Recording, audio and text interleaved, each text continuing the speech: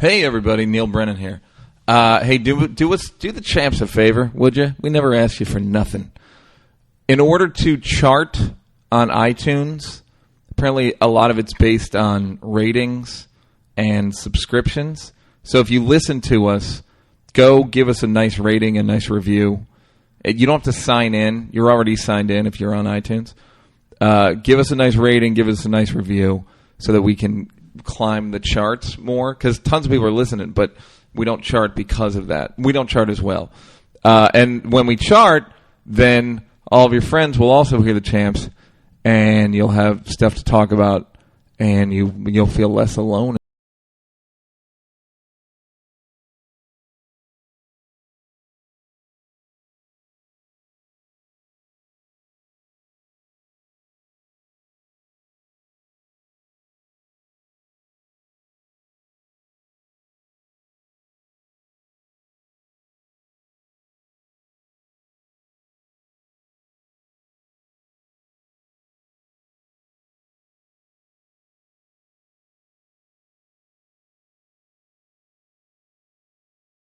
I don't know. No. Philip Bailey and Phil Collins. Yes, and Philip you Bailey. cannot. Yes, I have hung out with Philip Bailey. Yes, I have. Ha ha! In your face, Robert Townsend. We should get Philip Bailey on the show too. If you look, Robert's a friend. We're jumping way ahead of ourselves. Let's take five steps back, guys. If you can believe five steps for the 5 heartbeats. Ladies and gentlemen, you are fucking with the champs. This is the Champs Podcast. My name is Moshe Kasher, one of your lovely co-hosts. Hey, look, it's me, Neal Brennan. That's Neal Brennan, the guy that sounds just like me but has some slightly more IMDb credits. And, of course, we have the one and only... Doug's Drops. DJ Douggpound dropping... That's your voice pitched down a little bit. Doug's Drops. As if you need to deepen my voice. That's how you would sound cooler if you dipped it a little bit. And Doug's Drops. That's the real me. And, right. And today we have a very super special guest. I'm happy to have him and honored too. Even this Neal. is I'm not going to fuck around. Don't fuck around. You're right on the cusp of. You're right on the cusp of hero. I promise hero. you. No, it's true. Which is more like? Which feels worse, hero or legend? That's a tough one, isn't it? Or the legend of you Bagger know what's Vance. sad is Which I'm one? getting into like legend territory. People are going like, he's a comedy legend. I've had guys, and I'm like, God. Wait. No. I don't think. No. People are saying that about you. People will bring me up as that at comedy clubs. Man, it must be tough for you to be getting into legend territory. No, it's just some old dude. Man, shit. the comedy scene must be pretty whack. No, it's a testament to all of that's true. We're not going to. All right, credits. Wait, have we even said your name yet? No. We haven't. You got to give the first. intro. We're not going to give first. the bad intro like the comedy club. Like, yeah. Coming to the next comedian, Robert Townsend. You already has did it, been though. You just on- did it. Clubs and colleges. No, but ladies and gentlemen, your next our guest today has been at clubs and colleges throughout the country. Mm-hmm. Good friend of mine, very talented. You've seen him on Comic View, 106 in Park. One of my favorites. I learn something new every time I watch this, brother. I respect his game. I respect his game, and a good dude. He is a good dude. Real good dude. He gave me weed, y'all. Pays his child support.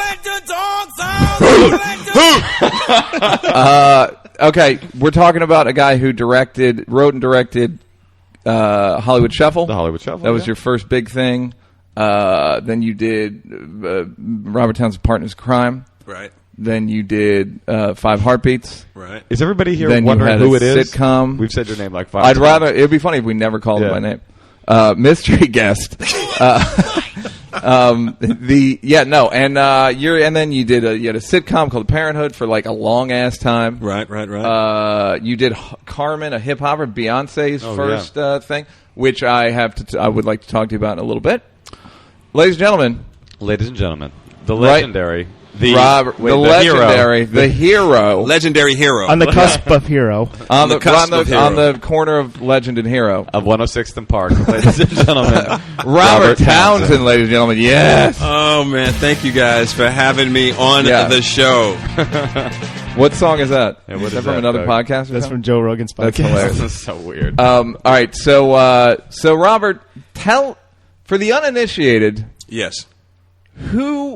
Just walk us through your career, because you've had an excellent career. You've had a long career. Who were your peers starting out, and what year was it, and who were they? Let me see. My peers when I first started out: Keenan Ivory Wayans, Arsenio Hall.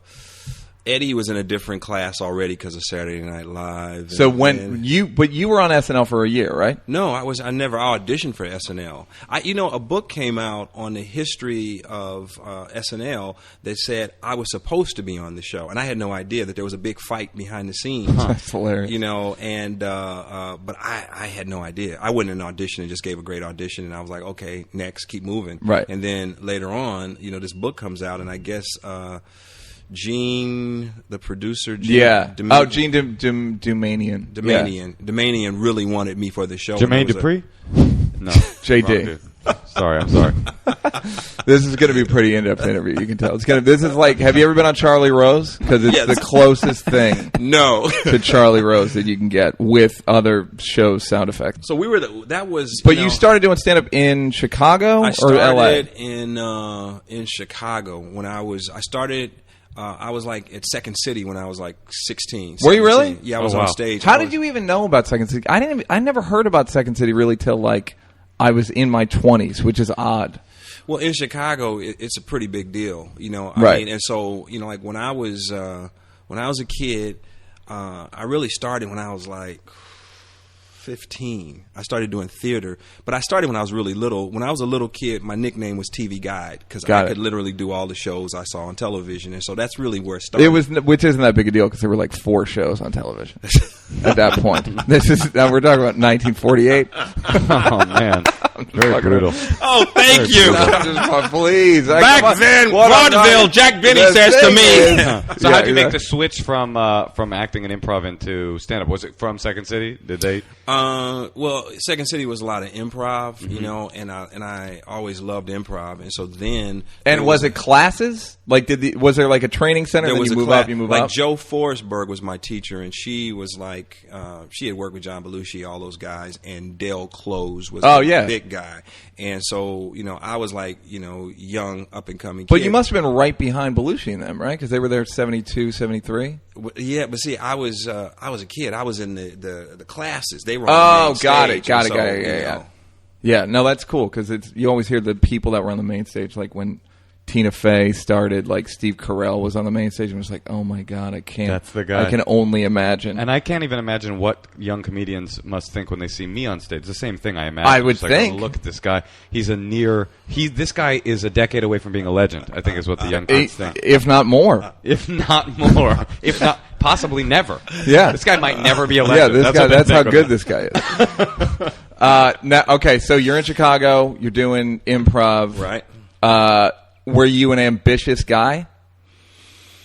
I just had fun on stage. I always could do characters and stuff, and I was just having fun. And so you didn't have your eyes on the prize from the very beginning, because that's the impression I get from you from the outside. Is like Robert Townsend's the guy that always knew he wanted to. No, you know what it was that I knew I had talent. I mean, I knew like when we do the improvs, I could do a bunch of characters really fast, and I could think on my feet really fast and come up with jokes. So I wasn't really like, oh, I'm going to go to Hollywood. I was just like, I'm having a good time, and then I started doing. Punchinello's was the first club, and I did a whole act of doing impressions and turning around in a circle, and I could do all these voices, and that's how I started. Is Punchinello's where Tom Dreesen would work? Yes. Do you remember the first joke you told? Or the first impression you did on stage? And can you do it for us? Let me see. We'll give you time, Robert. No, I could do. I mean, no. I think one of the first ones was Walter Brennan, because I used to do this routine about. That's your father? Thank you. She a dick there, but no bread.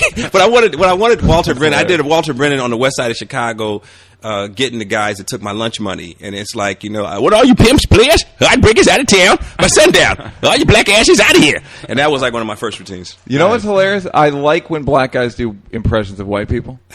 I like it. Meaning, my favorite Chappelle impression is, which no one ever heard, was he did a perfect Robert McNamara, former Secretary of State. The guy. It was spooky. Yeah, was Duncan Trussell? So weird. No, he did a spot-on Robert McNamara from that movie, Fog of War.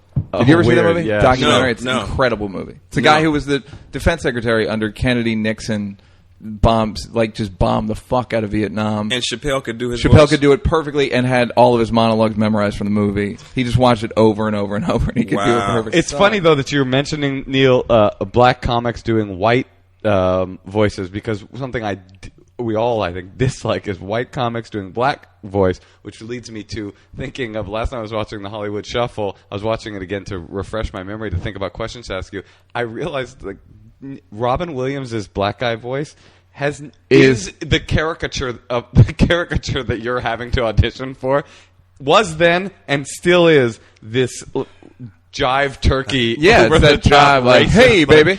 Hey, Jack, come on. Hey, mama. Hey, baby. Hey, back it up with the slippity slappity. No. It's like when I used to audition for commercials, they would always want that voice like, say, baby, get this Budweiser and slide on down there, mama. And I go like, why we got to talk like that? That's what, it's like, right. So that's what they always wanted. And that's what Hollywood Shuffle is about. For those of you that haven't seen it, you should see it. It's hilarious. It's about a young actor in L.A. Going out with an actor with integrity, going out, and he's got all these acting chops, and going out to these audition rooms. And they're like, blacker, jiver, more, and then him having to come to terms with whether or not he's going to pick success or integrity. How long did you live in L.A. before you sort of thought about doing a movie like that?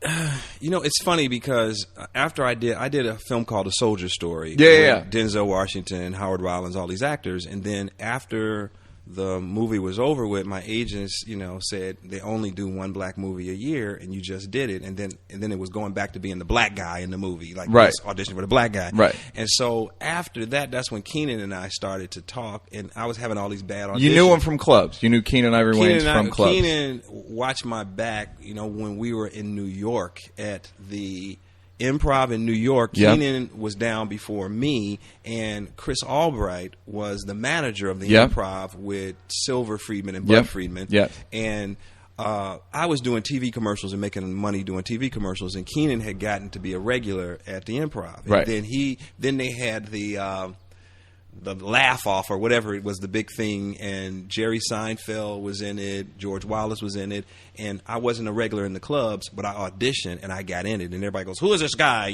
Right. And the first thing I did was my Shakespeare routine, and I got into the semifinals, but I only had 5 minutes of material. So that's how I got into what the Improv. Was it a TV contest? No, it was a stand-up, the biggest stand-up comedian in all of the city, in all of Got it. New York. So you were competing against Seinfeld and Keenan and all these cats with 5 minutes of material. With 5 minutes of material. That and was I would just stretch it out, and it was a nervous because the first routine I ever did was this Shakespeare thing. Like PBS is proud to present, because at the time I was an actor in New York, and so Joe Papp at the Public Yep. Theater said he wanted to give an opportunity to minorities to do Shakespeare, so he put together black and Hispanic actors to do Shakespeare, but some of them were really well trained, and then some of them weren't. So when I saw the play, it was like, methinks not, my lord, hither hence, that's where he is for, my lord. I pray not thusly for him either. And so I looked at it, I said, oh my God, this is funny. And my first routine, I go, from the people that brought you, I, Claudius,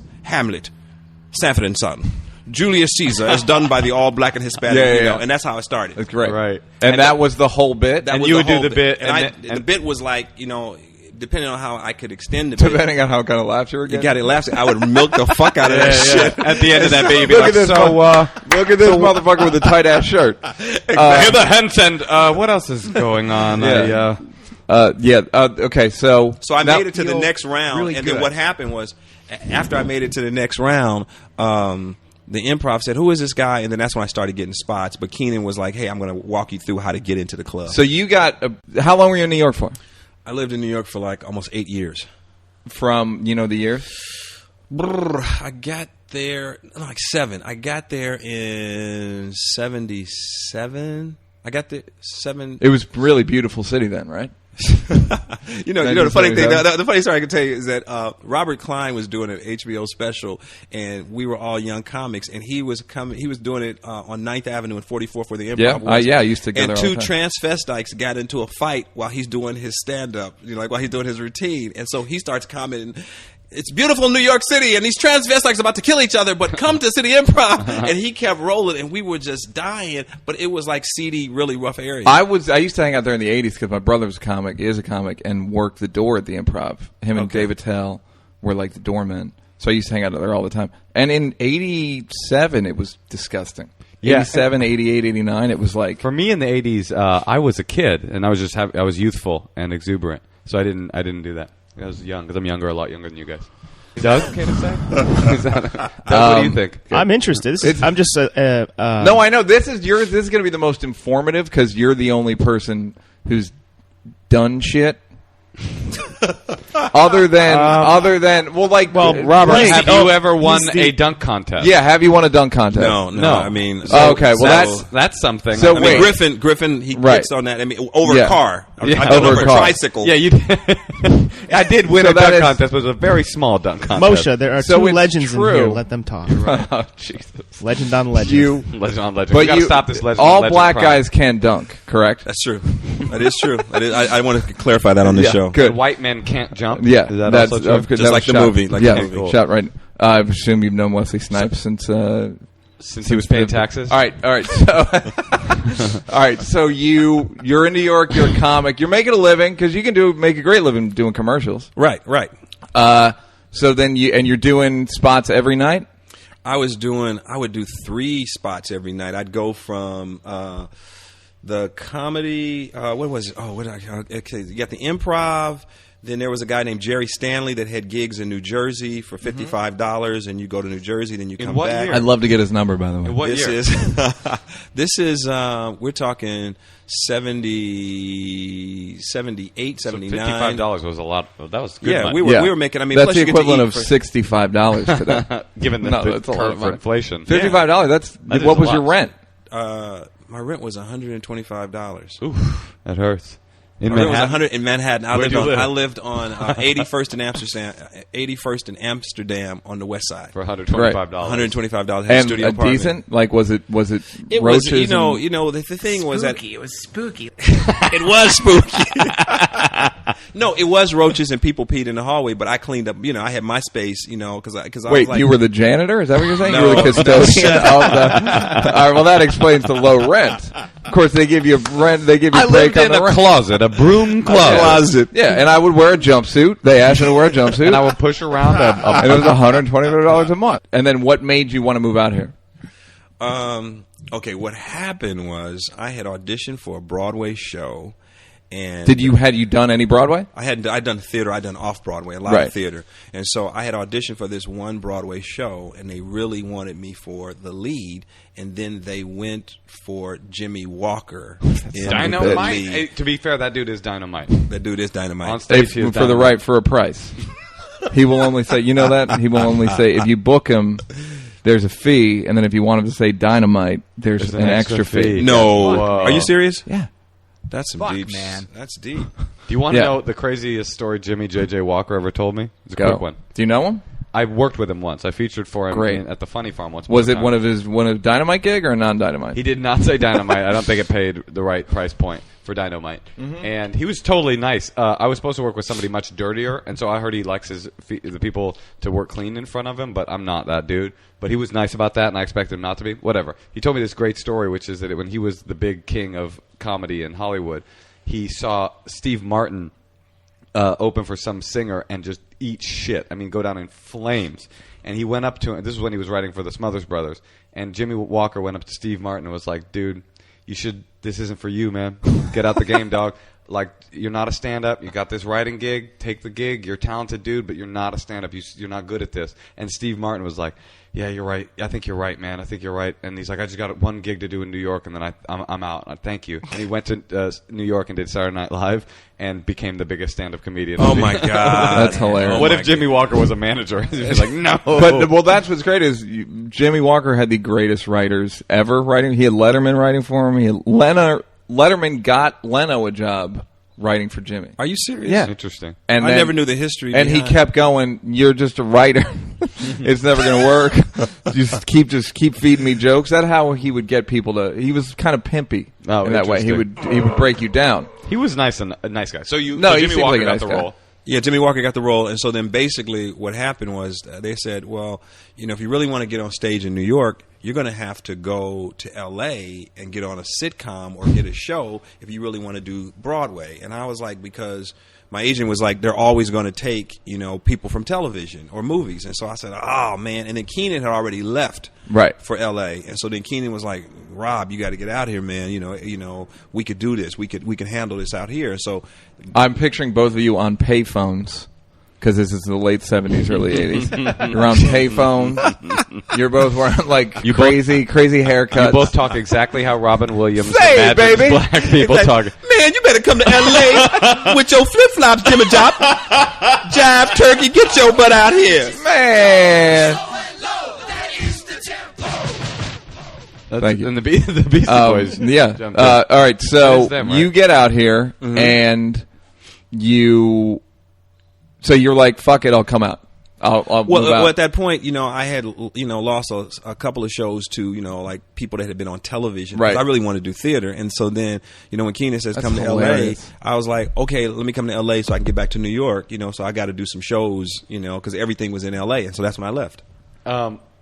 And then so you moved out here, were you met with immediate success like everyone that moves out to LA, Robert? No. You what? I came out here and it was like I had an agent that said he goes, you're going to work. He says, you're just what I'm looking for, a wiry nigger. That's what I want. And he said that, and I was like, he didn't say that. He did, and he was like, and the receptionist was like, he said, what I'm talking about. You know what I'm talking about. And the receptionist was like, yeah, you're going to work a lot. You're going to work a lot. And I was like, this is some Twilight Zone shit. And so I told Keenan, it started to be the stuff for Hollywood Shuffle, right? Because I started writing it down because the guy was like really. He was. The thing was, he wasn't trying to be offensive, but he was like, "This is what they're playing." These are the roles, like Huggy Bear, and You're saying he was saying the role will call for wiry nigger, right? And so, in the stage direction, that was pretty common. that was it. So I was like, Jesus like, Christ. oh my god, So that's when I started to make notes on what would be Hollywood Shuffle. I wish you had done a joke where that guy kept showing up in the movie. Like at the end of scenes, he'd be like, "What? I heard there were some wire niggers here. Where'd they go?" All this reminds me of a scene. Did you in the Superman movies? There's this great scene where Superman is going after Lois Lane, who's in trouble, and he's like looking for a place to change his outfit. And my friend Jacob Siroff pointed me to this particular scene. He runs into the payphone booth, into the phone booth, and comes out in his outfit and this like pimp with two girls on either arm. He goes, "Woo, Jack! That is a bad outfit." Oh, woo! Absolutely! I've heard that, and I'm sure you read for that. I probably did. Yeah, I probably did. Woo! Say, Jim, that is a bad outfit. Yeah, woo! No, I remember that line read perfectly because I remember going. Having said that, Eddie's black guy, Eddie Murphy's black dude, is that voice also. It's that say Mama Jive. Well, he knows how to do. He knows. He knows how to play that. He does that character like say, man, what you doing, man? Yeah. Say, brother, what you trying to do in here? Yeah. No, but yeah, he'll do it sometime. All right, so you come out here. You go up for a lot of. It's so hard not to just say wire nigger every fifth sentence now. I'm never gonna forget those two words. What I can't believe is I like the image of him saying that in front of you, like as if he's fine. He was complimenting. The thing about it was, I don't know who his other clients were. Apparently not. Let me guess. Can I guess? Sidney Poitier. The Reverend Dr. Martin Luther King. But I just remember that he thought it was a compliment, and I was like, to Keenan, I was like, man, this is some crazy stuff. That's what became Hollywood. Was he like, that's the game? He goes, there's some people out here that will, he says that's not the right agent for you, because Keenan was like, yeah, there's some people that are going to talk to you like that if you choose to accept the role. So that's became the basis of Hollywood Shuffle. Yeah, interesting. And the thing about Hollywood Shuffle to me that's interesting is that it's a lot of different things at once. It's edgy and it's also very sweet at the same time. Like it's from an era of movies that is very innocent, but the message is very. It's a searing satire on and social commentary. Before you answer this question, I will tell you two things that I've been told about Hollywood Shuffle that I would like you to either confirm or disabuse. Okay. All right. Why didn't you say deny in that sentence? because he's not going to deny it. He'll disabuse it. Okay, yeah, that's typical Robert Townsend. Is disabuse. He's a disabusing guy. I am a disabuser. It's about disabusing. That's all it is. He's disabusing. Yeah, brother, we disabuse all the time. You know what I'm saying? Baby, wait, baby. Which abuser? Disabuser or the other abuser?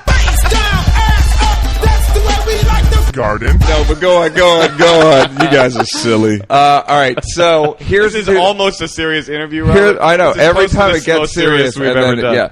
All right, so the minute. Okay, so Keenan told me that that he had written a bunch of sketches, and that you were like, you can't just do a movie with sketches. There's got to be like a frame around it that's got an actual narrative.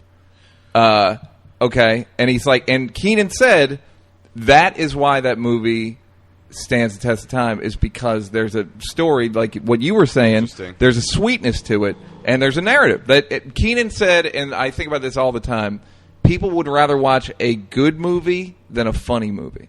So what he was saying was, you need a story. People would rather watch E.T. than Coming to America, for instance.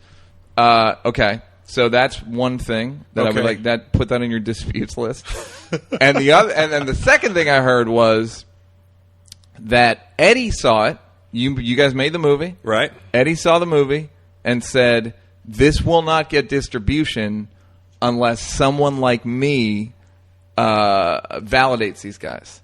So, because he was a big star, so he said he hired you for Raw to direct Raw, Eddie Murphy Raw, right? And he feels like because of that, it helped Hollywood Shuffle.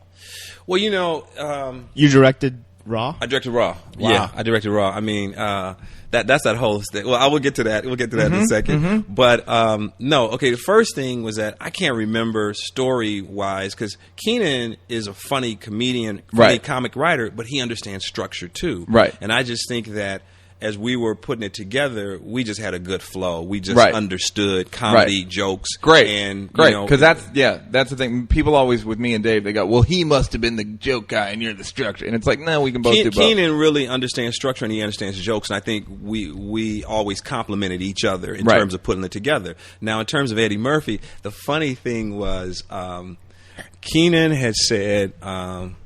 one, he says, you know, when we get done with the movie, we want to show it to Eddie, you know. Right. But while we were making the movie, because every time I went into an audition, they said, we want an Eddie Murphy type. Yeah, you guys did the whole... And so then I was like, we got to make fun of Eddie. Right. You know, I said, it would be really funny because have them all, everybody look like Eddie Murphy types. Right. And so Keenan was like, man, don't do that, man. You're going to offend Eddie, man. It's like, you know, I said, but Eddie makes fun of everybody, man. Fuck that. You know, and so what happened was, we shot the scene, you know, I directed it, so I got all the people together and I shot it, and I said, I think the shit's funny, you know, I said, we're not making fun of him, we're talking about how everybody in Hollywood's got to act like Eddie and stuff. So anyway, Keenan sets up the screening with Eddie. We have the screening at He didn't know that scene was in the movie? No. He has the key. He has we have the screening at Photochem in Burbank.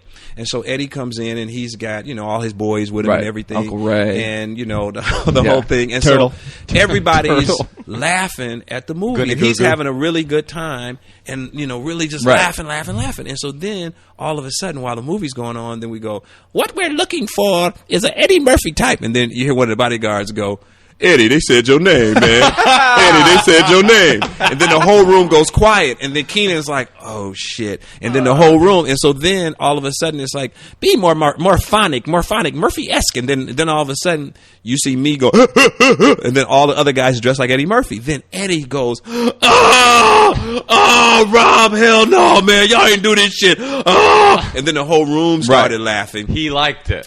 So that's then after the movie, you know, everybody leaves the screening room and Eddie's sitting in there by himself. And so then I go polishing a gun. Polishing a gun. No, then I go back in there and I say, hey man, I say, Eddie, you know, I said, I was just making fun. I said, you know, Keenan, you know, was like, don't put the thing in there. And I said, I just thought it was fun because, you know, that's what we're going through right now. Everybody wants us to be like you. Right. And Eddie says, no, man, I'm not offended by that.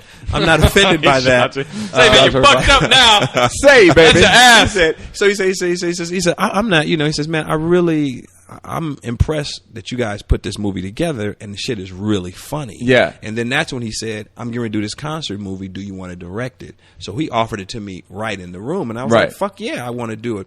And then the other thing that I want to say, and this is in the documentary, but we might as well, the thing about, like when I was directing Raw, it really was raw. Eddie did whatever joke he wanted to do.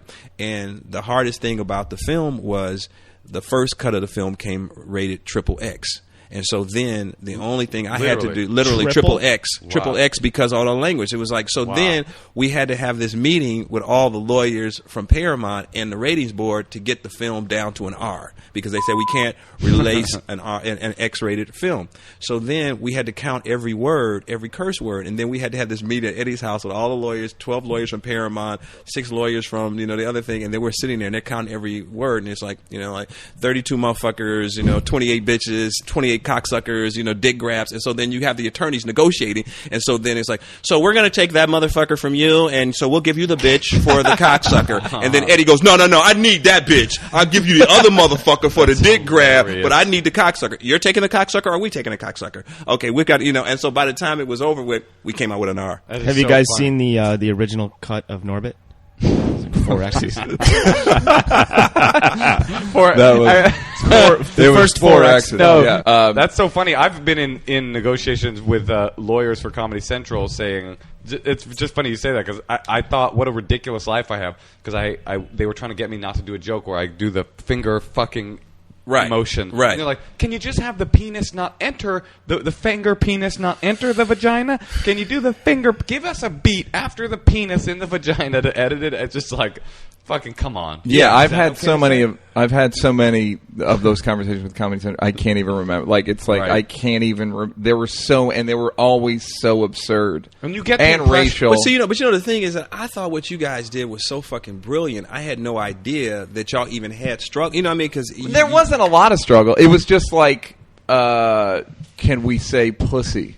There was one time we said pussy, and me and Dave were like, maybe we bleep it. It would just felt like, like even we were like, it's a little rough. I think you can say it if it's not in it was terms of sex. I know a cat. Like Tom Jones could say, you could say pussycat. You could say you're a pussy. You're acting like a pussy, but you can't say. I was eating this girl's pussy out. Yeah, well, you can't say this girl's. Yeah, you can't say that. You can't say I was eating a cat's pussy. I was eating this cat's pussy out.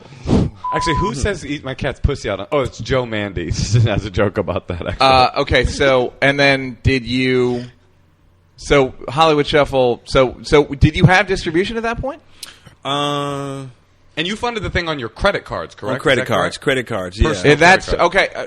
We got to go back. How did you? So you're just writing scenes, you and Keenan. Did you sit down and go, "We're writing a movie"?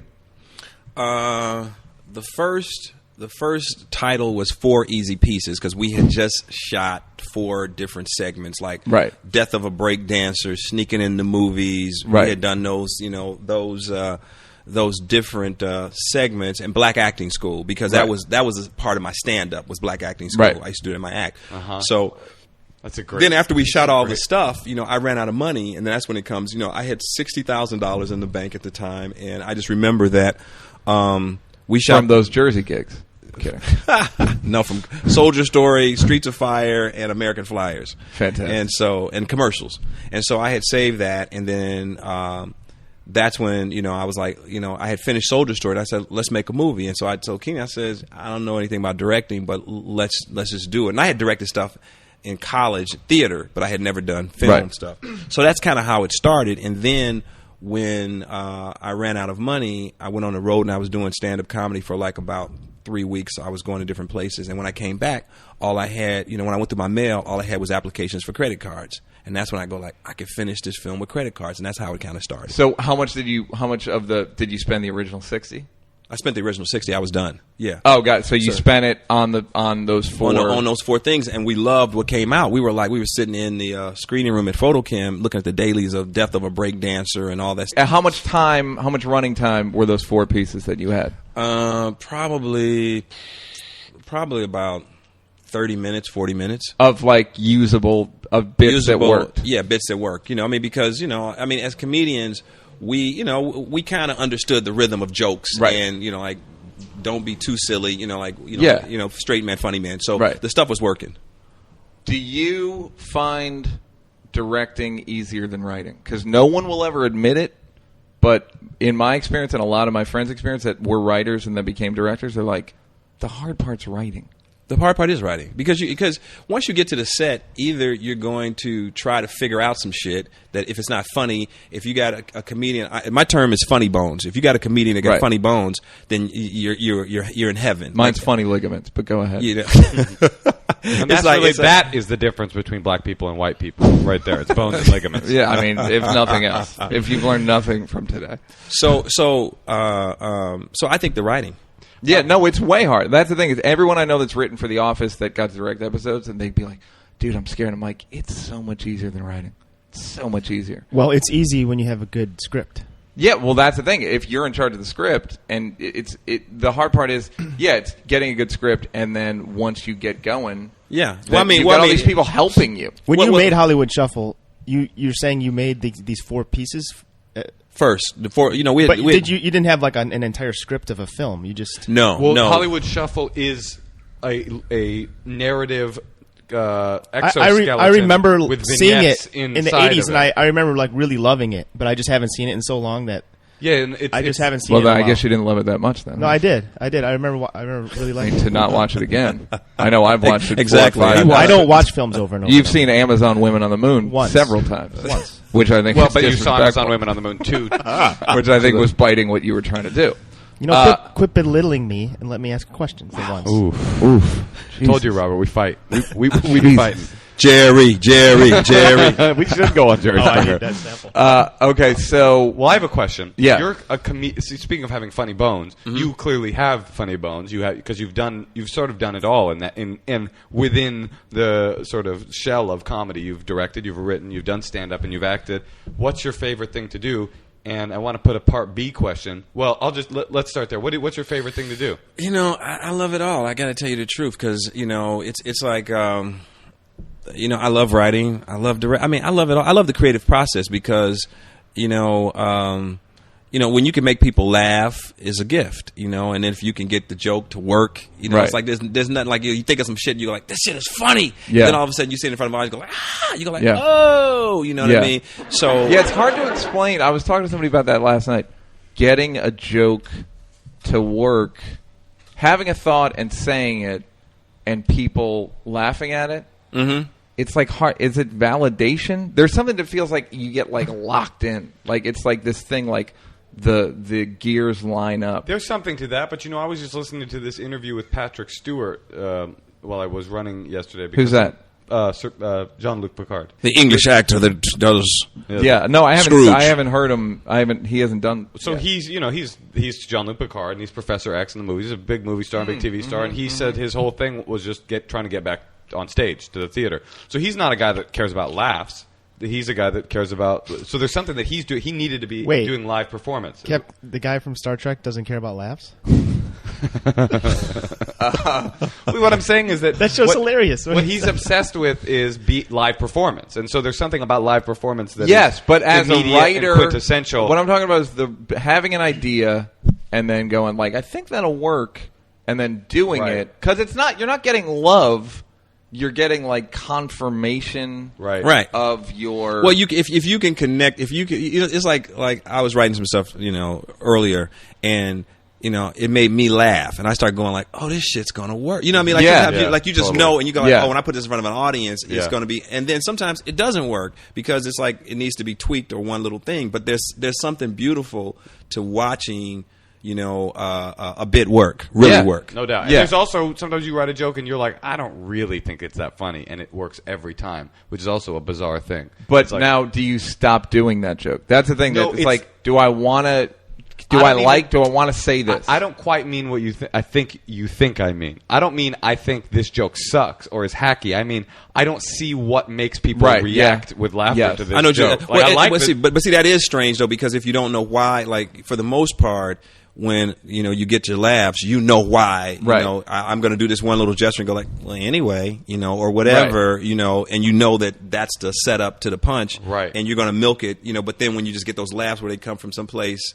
and you don't know why they're laughing. You know what I'm saying? Yeah, absolutely. But I was trying to think of what that thing is when you, because you stopped doing stand-up because you found just all this other stuff more.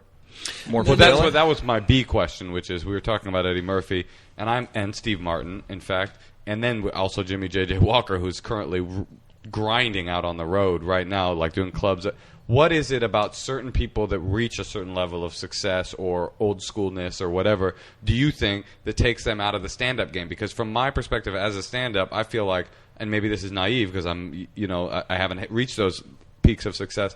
If I get big and famous, I'll never want to stop doing live stand-up. But then there's all these, guys that do. Eddie Murphy, you, Steve Martin. There's a million people that stop. Well, I guess the thing for me was that I was never a pure stand-up. Right. I was always, I love characters, and so I would go into a character, and I think I'm more suited for a one-man show than, because, certain guys do jokes, and I would go into characters, and I like, like committing to a character, right, like what Richard Pryor would do with Mudbone and stuff like that. Like I used to end my show with my old man, and he would do all the different, like a vaudeville guy.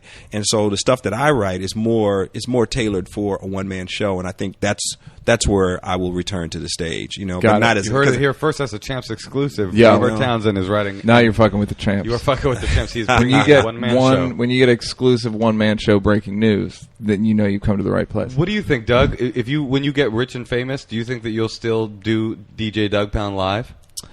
I don't do it a lot as is. I do it because I only want to do it because it's fun. And after a while, I get sick of the jokes and the samples that I have, and then I kind of like hit a dry spell as far as like being inspired to write new stuff. And I don't sit there and like try to like write new stuff. I just let it come to me when it comes to me. You know what I mean? Right. That's like the great. It's not dilemma. my main thing. Totally. It's not. Being DJ Douggpound is not your main comedic thing. It's comedy. It's not my main thing. I mean, like make my living as an editor. Right. Which, I get sick of that too, and like. I just like to do different stuff. I don't like to only do one thing, But do you love stand-up? Yeah, I like it better than anything. That's what's odd is I'm going the other direction. Less long. I've been doing stand-up like 4 years, but I've been writing movies for 14 and doing TV. But I see it as I always look at guys that are like, I got to stop doing stand-up, and I go, what is it like to me doing theaters?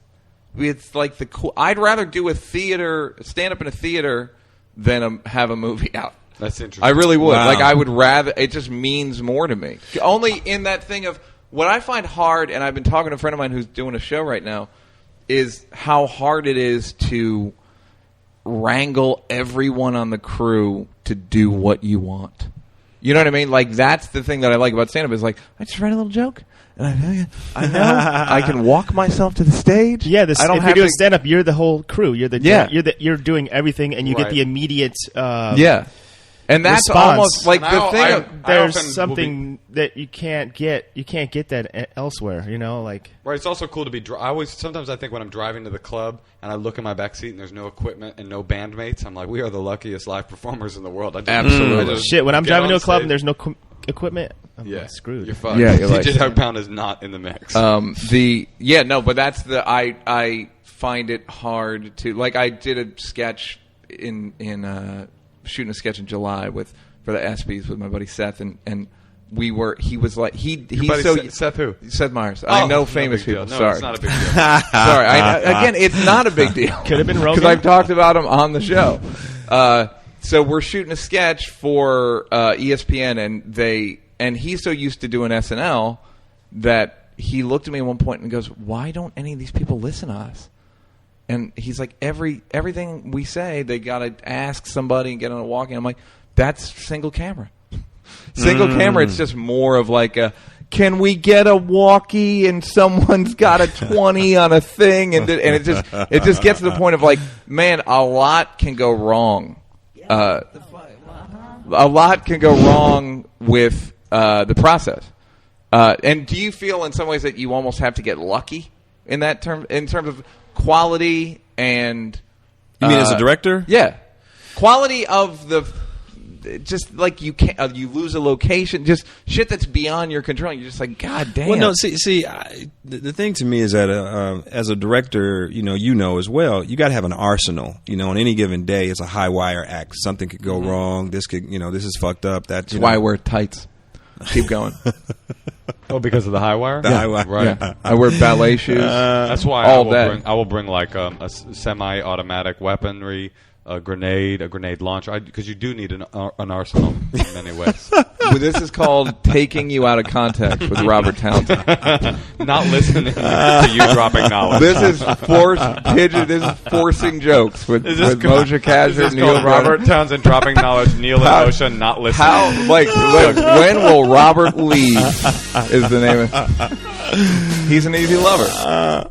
Okay, so what do you mean by arsenal? I mean, like, you just mean you got a lot of ideas? Well, see, to me, with real directors, that no matter what, you got to get your day's work. You got to figure it out. And I kind of like being a troubleshooter. I like figuring this shit out. I mean, because you're going to lose location. So what are you going to do?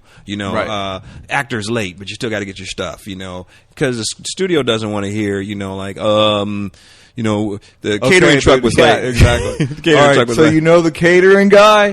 All right, he got lost. So you like the sort of the Well, I think it's like my favorite directors are cats that every time you see their movie, there's a great performance. They deliver. If it's funny, if it's supposed to be a funny movie, the shit is funny. You know what I mean? So to me, there's a certain adrenaline rush because you're in war. You know what I mean? Yeah. I absolutely. I mean, it's such a overstatement when you go like it's like war. But it really is. It really. I mean, there's like a base camp, and then you advance to like the. It's like climbing Mount Everest, is what you mean. Yeah. Wait, you climbed Mount Kilimanjaro, didn't you? Yeah, I did. What's harder, directing a movie or climbing Mount Kilimanjaro? You know what? Climbing a mountain. Because I wasn't. I just did it. I just wanted to see if I could survive. I took the most dangerous route. How long was the hike to the top of Kilimanjaro? 6 days.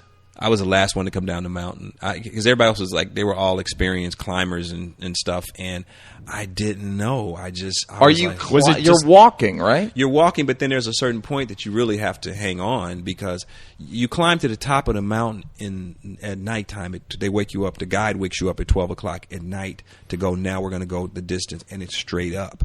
And the reason you got to do it at night, because if you did it in the daytime and you look down, you would get dizzy and kill yourself. Really? Yeah. Oh, shit. Yeah. There's different ways up the mountain. There's easy ways, but I took the hardest way because I just wanted to see what I was made out of. You know which way I would have taken? Which way? The way where you stay in a hotel at the bottom of the mountain and have people buff your fingernails and bring you snacks. That's a good way. That's where you'll find out what you're made of. That's right. And in your case, I am made of cotton balls and glitter and soft things. Saltwater taffy. All right, yeah. So it is like a war in that it is. You can't. So that's funny that you like figuring out. I get stressed out, and when I have to direct, who's the enemy? Time is a huge enemy. Time is the enemy. A lot of times the production manager, in that they've made this schedule that you're like, why did you think I could do this? Even though you agree to it. Right. You agree to the schedule months before, and then you're like and then somebody will do a great performance in a take, and the boom guy will be like, that was no good for sound. And you're like, motherfucker. Exactly. I was getting ready to move on. Like, there's just exactly. Is that from your arsenal?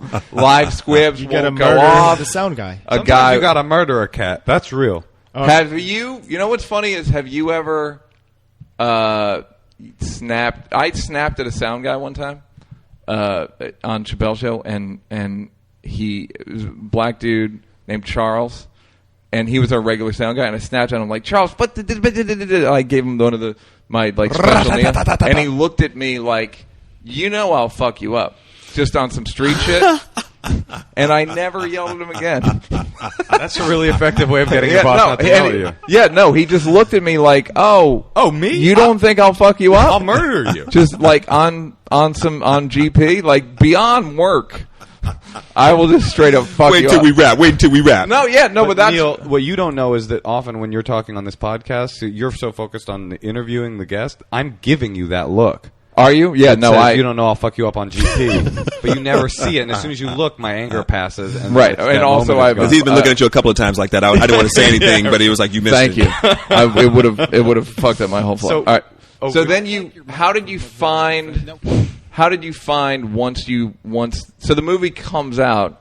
All right, who distributed it? How did you get distribution? We showed it to different studios, independent studios, and the Samuel Goldwyn company saw the film and loved it, and that's when. Did they give you your money back, so to speak? Did you get at that point? Did they gave you like earned the whatever all the money you put in? Yeah, they gave an advance, and they paid, and then they they put because we needed more money to finish the film. Like did? A little additional mixing and reshoots, that kind of stuff. No reshoots, just mixing, and credits and that stuff because we had run out of money. And how was your experience with Paul Mooney? I love Paul. Homie. Let me say this, serious. homie. Oh no, homie. The white man is coming, homie. What was Paul Mooney's? What's the connection? He was in Hollywood Shuffle. He played the president of the NAACP when they were picketing me for playing the part. He was the president of the NAACP that said we've got to stop Bobby Taylor from doing this, taking these degrading parts. That's funny, but you actually got an NAACP award, correct? Yeah. At some point, that's funny. You made fun of them, and then they awarded you. You killed it. And you killed it. You totally murdered it.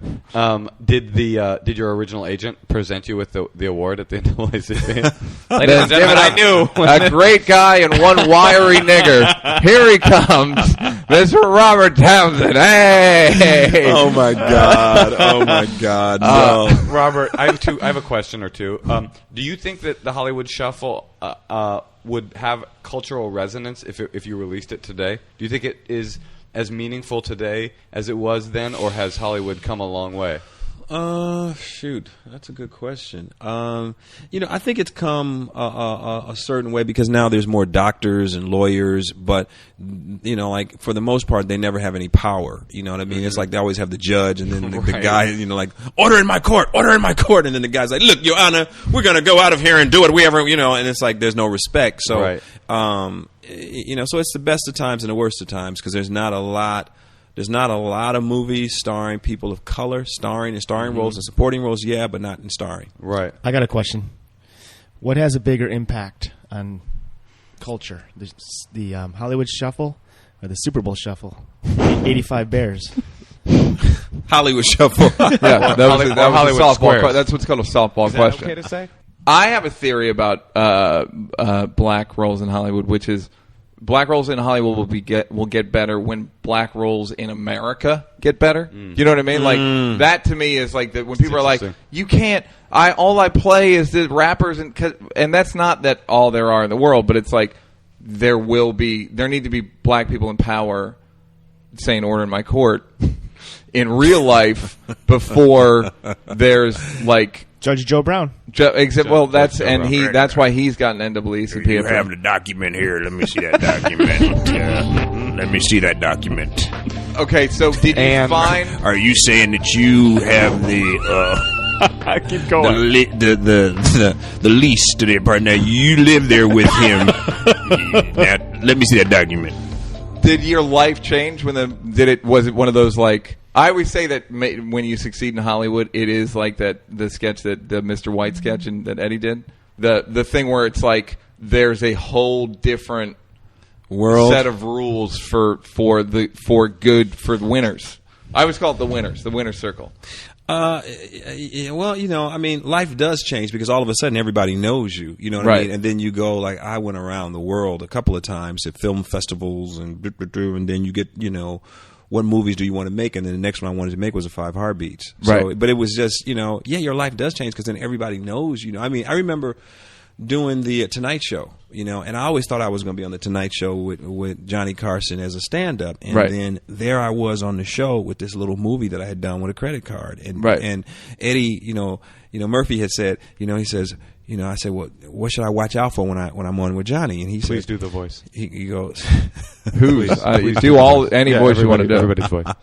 No, I can't do that. He's voice. But anyway, he says, when you go on the show, he says, just know that during the commercial breaks, Johnny's not going to talk to you because Johnny is still thinking about his jokes and he gets nervous.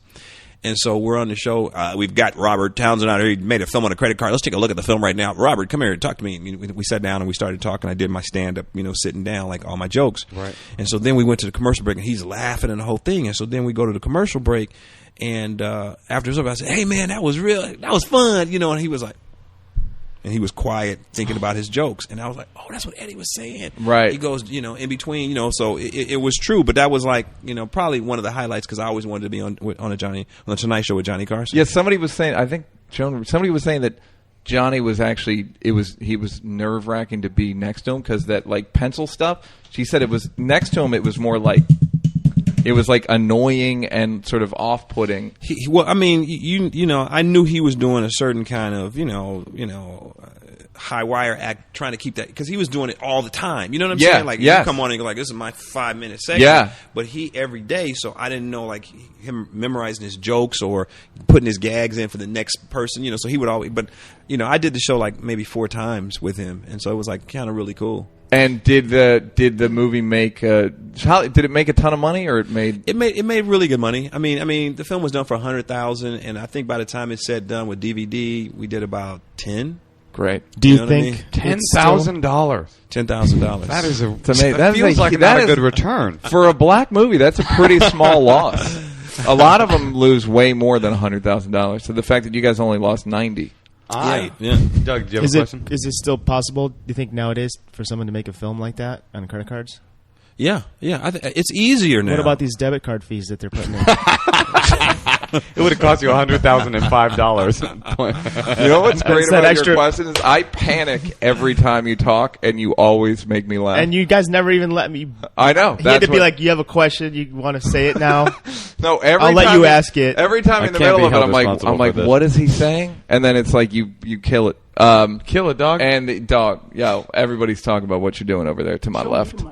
Okay, so you killed it. You totally 5 Heartbeats, bigger budget. Right. How big was that budget? 5 Heartbeats was like $8.5 million. And was it easy to make? Was it were they like, we'll do anything, and then you give them a script and they're like, accept that. Anything else? Nobody wanted to make the movie, and at the time, I was with the management company, and I'm going. Brillstein? Not Brillstein, but Robin Williams. Mora, Buddy Mora, and all of them. Yeah. And because people had passed on the script because they didn't know how I was going to make it funny and dramatic, and blah, blah, blah, and the music and stuff. And then they talked with Joe Roth at 20th Century Fox, and Joe read the script and said, "This is really a great script. Robert, go make your movie."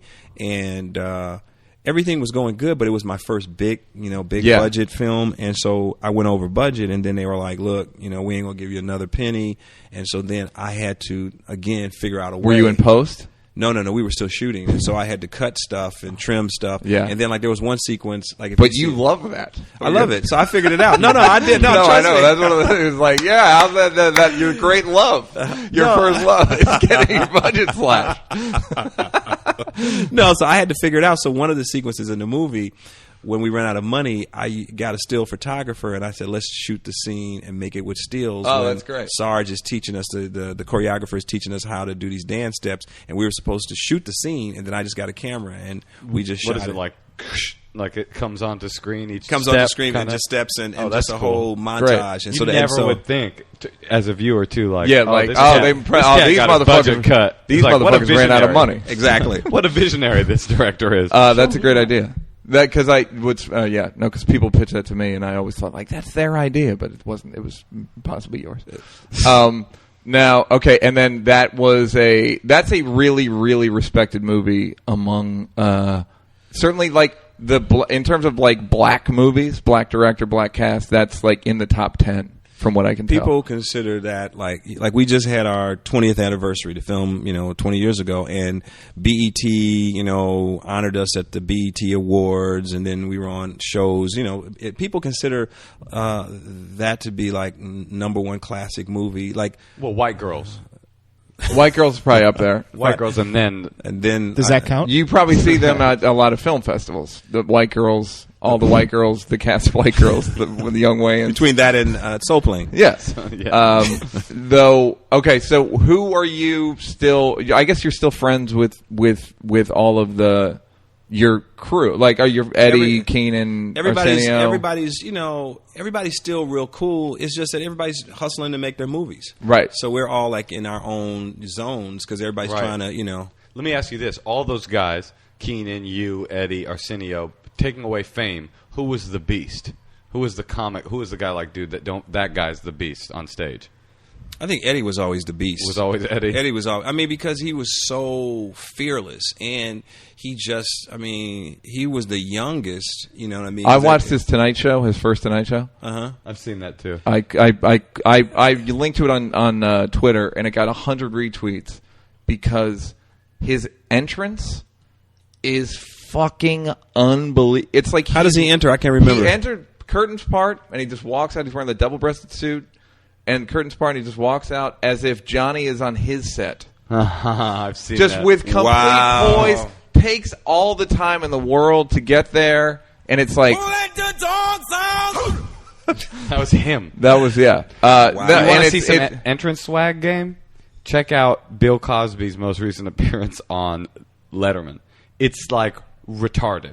Like, then you start to realize, like, oh, that's a guy that's been doing comedy forever. Like, he walks out, he's promenading, he, like, puts his hands in a prayer hand, he grabs Dave Letterman's face and kisses him on the cheek, and then slides onto his onto his mark. To do stand-up? To do stand-up. Yeah. It's pretty incredible. He did stand-up? Hannibal Buress, yeah, he did a stand-up set. Hannibal Buress kicked me to, like, watching his entrance swag. Is what Have you ever seen Cosby do stand-up live? Yeah. And is it recently? Not recently, but was it like phenomenal? Phenomenal.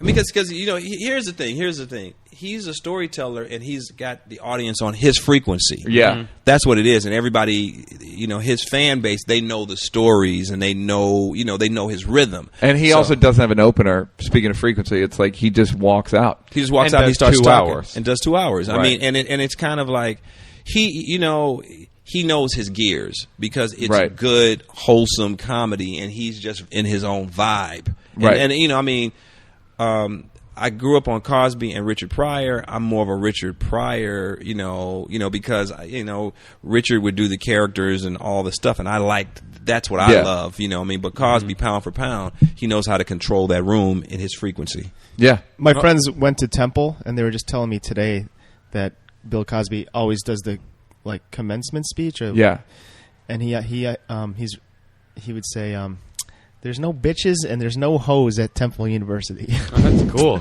First of all, he's wrong. Oh, you've been to Temple? Because there's bitches and there's hoes. This one lady everywhere on this there's earth. One. Well, every little city we go, every other video, no matter where I go, I see the same hoes. I have some questions for you, Robert, that I tweeted out any questions for Robert Townsend on Twitter, and almost all of them have asked me, strangely enough, about Meteor Man. Everybody wants to know about Meteor Man. Meteor Man's my favorite movie. Any stories about Meteor Man and that crazy dope cast would surely be entertaining. Just tell him I loved Meteor Man, worn out VHS tape. It just continues. That movie must First of all, really you're going to people. need to get that young lady a nice new videotape. If you don't mind. Here's the bad news. No, what? You're going to have to reimburse her. All the questions are from hoes. Hoes. From Temple University. Who was the cast? It was Eddie Griffin? Eddie Griffin was my best friend, sidekick in there. James Earl Jones played one of the neighbors. Luther Vandross was in there. Cypress Hill played one of the gangs. Naughty by Nature. Robert Guillaume played my father. Marley Gibbs played my mother. Nancy Wilson played the principal of the school. Bill Cosby played the homeless man who gets the piece of the meteor. Big Daddy Kane. Was it hard? Was Luther Vandross a hard sell for the financiers? Were you like, no, I'm telling you. Like, what did he play? Back when I was a child. He was a hitman. He was a hitman for Frank Gorshin, and I had Frank Gorshin in it because Frank Gorshin, the Riddler, dynamic duel, Batman. So he was my childhood hero. So I was like glad to get Frank Gorshin to play the head. That's excellent. Head of the mafia. This cast is ridiculous. Sinbad, Big Daddy Kane, Don Cheadle. Cheadle. Oh yeah. All right. Here's a question, and I'm curious as to when you're directing something that you're the star of. Right. What do you do? How much time do you like to give yourself to? If you set up the shot, right? How much time do you need to get into actor mode? Well, the thing with me is that because I've kind of laid out all my shots, once I come first thing in the morning, everybody knows, especially when I'm in front of camera, we got everything laid out so that it's going to take them 45 minutes to, light or an hour to light. I'm running lines and rehearsing. So by the time, I get to the set, I steal my time for rehearsal. So that's my little trick, So when I'm, working, sometimes I'll have everybody in hair and makeup, and I'll walk through all the blocking because I've kind of laid out the blocking, so nobody has to leave hair and makeup. So I always steal time for rehearsal for me. So when I do the setup, I'll do my master first, and then I'll get into all my covers. How do you do who do you do the blocking with? I'll do the blocking. Meaning by yourself? By myself. And then who tells the other actors what to do? An AD? No. Then Neal, I'll go in. What's blocking? And Blocking. What's an AD? For our listeners, great question. At home. Blocking is the movement of the characters. Like somebody's going to get a cup of coffee, and like just where people stand. Where people stand. I'll do floor plans for my movies, and so I'll do floor plans and all the movement. And because I've written it, or either somebody else has written it, I can get the flow of what actors want. You know what I mean? They don't want to be standing in the scene, and so if I give them great business and I lay everything out, somebody may adjust it once they get to the set, but for the most part, character comes through the front door, goes upstairs, goes in the kitchen, takes his coat off. That's interesting because I've heard that, again, Eddie doesn't block. He does not block scenes. His stand-in does the blocking, meaning so then Eddie comes out of the trailer now, and his stand-in has done all the blocking, and he tells Eddie, you're going to stand here, this part, you're all going to walk over here, so this his part. stand-in makes the decision. No, well, that's the thing, is the stand-in doesn't. The director does, but what I'm saying is when I'm blocking scenes, I like to involve the actors. Well, the thing for me is that I'm kind of seeing the world already, so I kind of, when I do my floor plans, I basically say the extras are going to be here. You went to go to architecture school for that, right? Yes, I did. To do floor plans? Brother, we went there, because the architectural design of the situation. Robert, who do you think would write a better parenting handbook? Bill Cosby or Eddie Griffin? That's a hard one. That's a hard one. You hate to have to choose. I hate those questions. Okay, now, do you... No, when you're okay, so you're getting into. Do you watch playback every take when you're acting? Well, sometimes I do. Well, I have other people watching the monitor for me, but sometimes I'll do. I will go and say, okay, let me see that last one. It's just because, here's the deal. As stand-ups, we direct ourselves anyway, so you kind of know when you've nailed a joke in front of an audience, and when it doesn't work. So it's the same thing for me as a director. I just kind of know. Oh, I felt that. Oh, I can tell that wouldn't work for me. And I can say, oh, that was a little clumpy on the line, and then script supervisor goes, yeah, you didn't hit the line right now. And so you can usually tell when it's. We have our instincts. Like this. I'm feeling good. I know this joke is going to kill, and plus I build in my time to rehearse. So I'm so well rehearsed that I only do 3 to 4 takes. So you give the other actors line reads like while you're... No. I mean, we've rehearsed, while they're lighting, and so, my thing with other actors, if you cast it right, they know the character, they know the feel of it. So I don't really get into. I read somewhere you said that you tried, because I thought I was the only person who said this. That you said that you like to you tell hair and makeup, please hurry. Mm-hmm. Because I tell them that's the first production meeting. I'm like, and they're like, what would you like to say to everyone? And I go, hair and makeup, please get people to set. Well, see, my thing is that I tell my actors, I said, that's a close up. The longer you stay in there, that's one of your close ups. That's exactly what I said. I was like, you can Yeah, it's like you can, because here's what we're saying.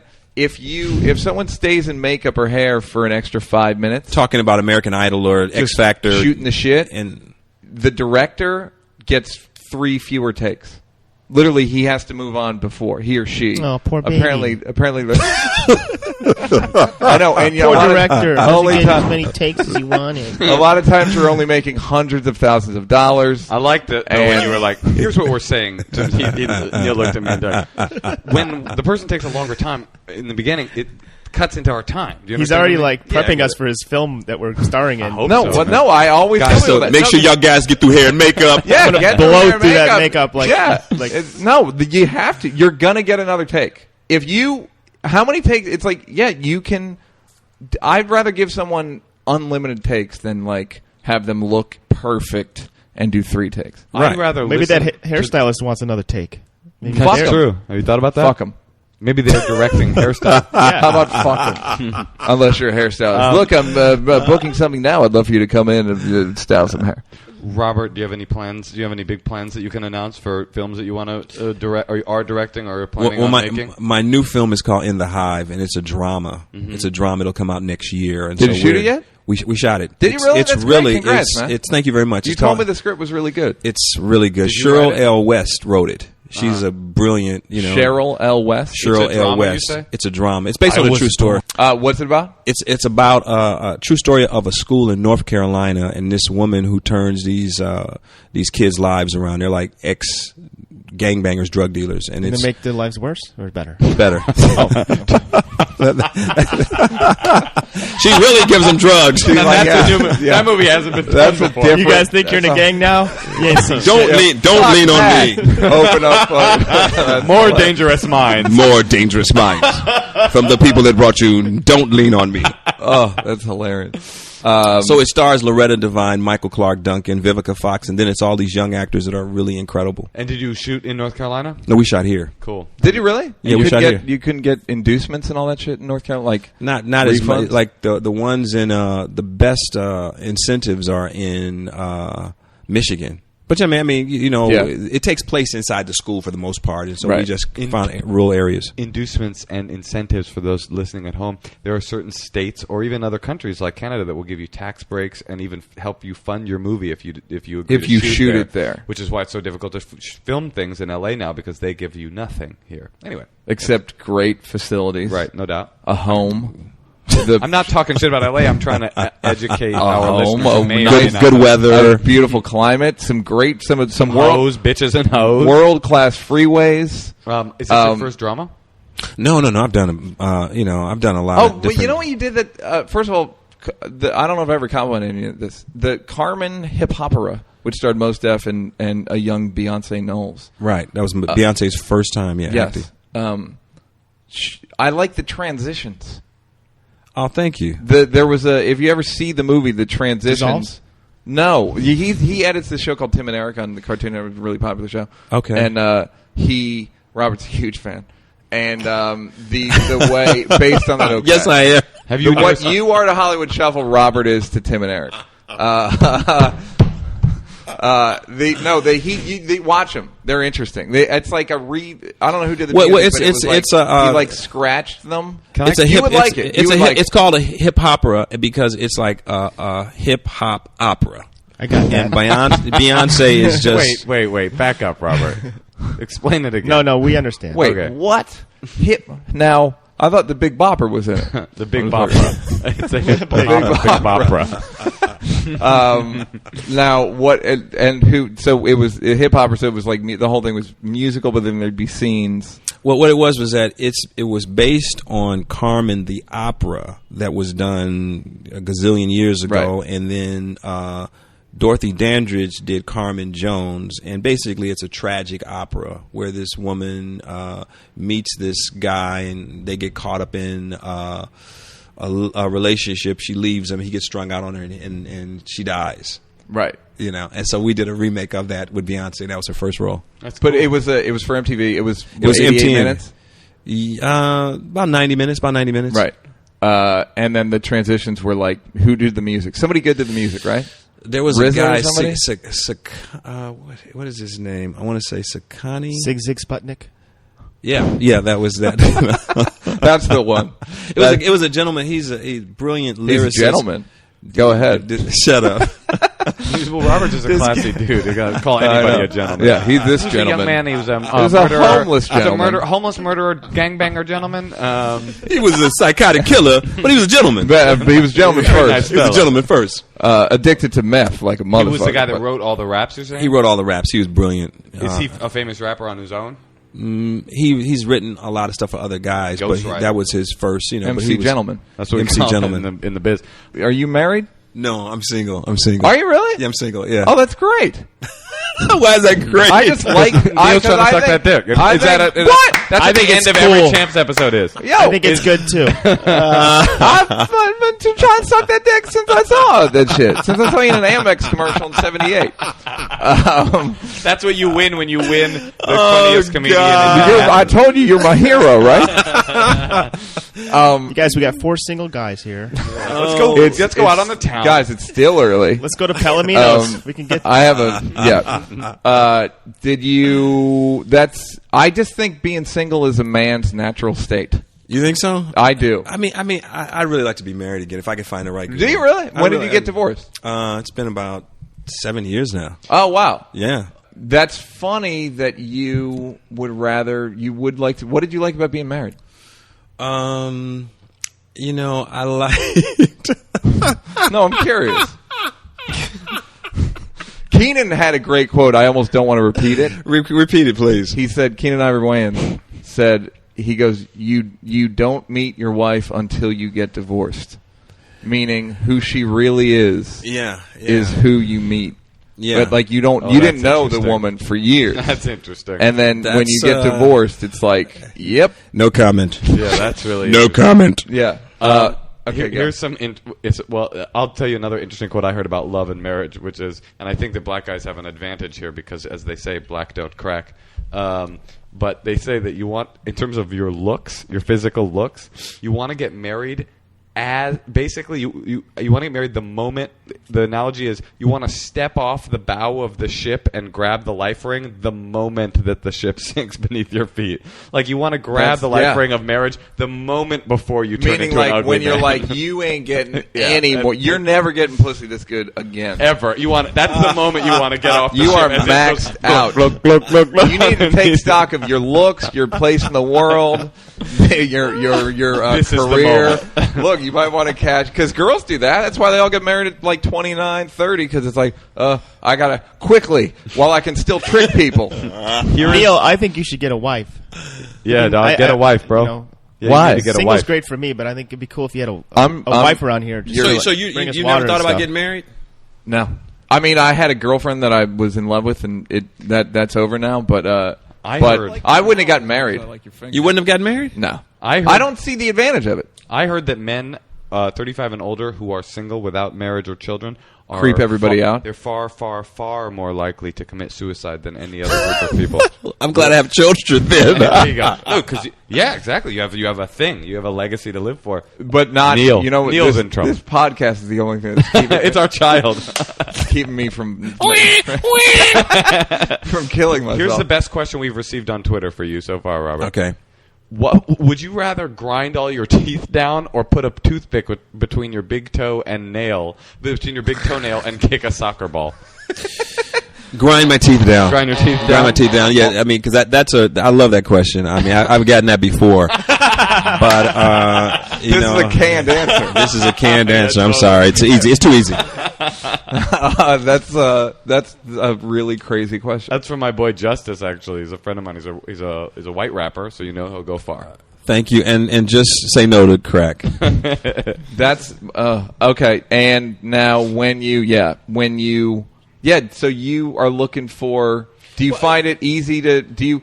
What if you can? If you like, what is the? Can I ask a question? I'm gonna say that I gave Neal the old time we should wrap it up, and he looked at me, he nodded, he goes, I acknowledge that, and he goes, what is the? Have you seen I love Fred this. Armisen's character? What is the SNL theme? No, it's the best. What is the theme of your life? Like, what did you? That was a good question. How did you start? Like, what's the arc? What was your rosebud? What did you overcome? and what may you die regretting? This will be a quick thing to end on. Real. That's one sentence. It's whatever. Take as much time as you want.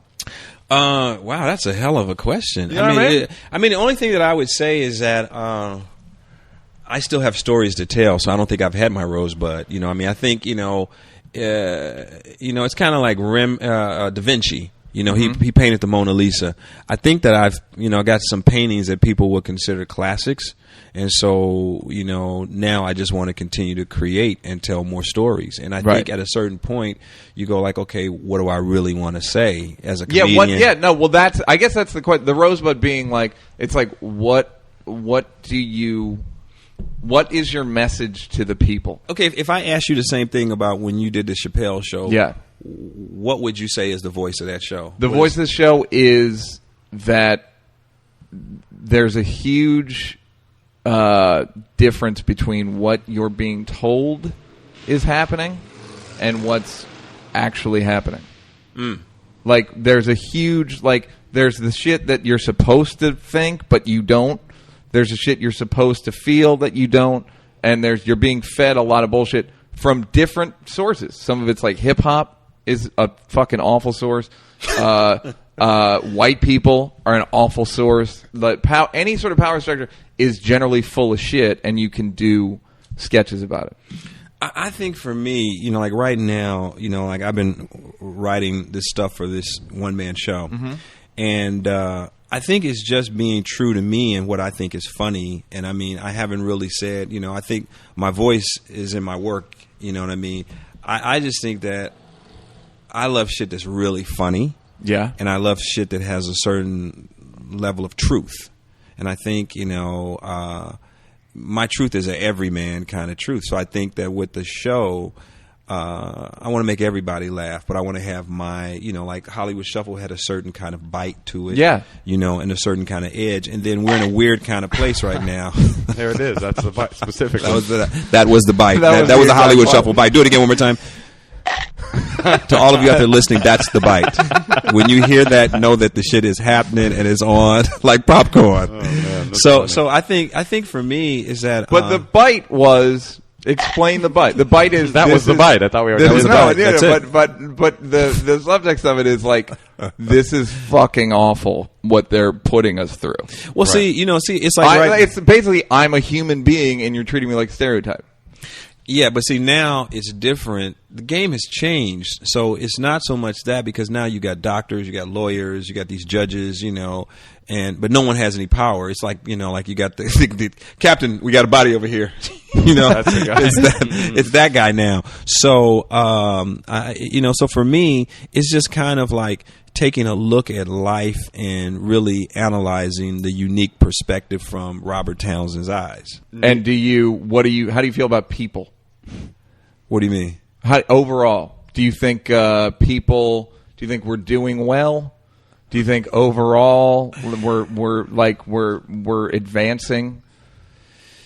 I think, we take a few steps forward and we take a lot of steps backwards, because I think there's a lot of good people in the world and then there's a lot of fucked up people in the world. Right. You know what I mean? Yeah. And so, because I'm not on the comedy scene now, but then everybody talks about how it's cutthroat and people steal each other's material. And that's always going on, but now I guess it's really accelerated.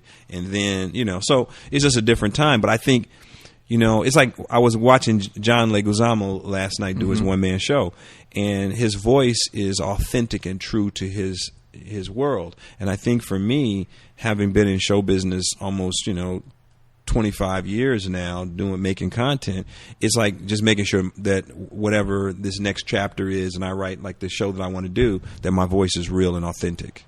There's not that many unique, like what I loved about when you guys were doing the Chappelle show, it was so unique and special, and then no one has really touched it, and every now and then you get glimpses of guys, so to me as an artist, real artists, really paint on a canvas that nobody else is painting. Right. And do you find it hard to tune into yourself? Do you have to focus to really get to the? I see funny shit. I see funny shit all the time. I see funny shit all the time. So it's not even that. It's just that I can't do the basic, like whatever I'm going to come with, like the canvas that I paint on is going to be another. I don't like when I see some comedians. Sometimes I go to the comedy clubs, and a lot of guys have the same act. You know what I mean? And so then you got to go, okay, what makes my voice unique? Right. And, you know, if you've got an arsenal.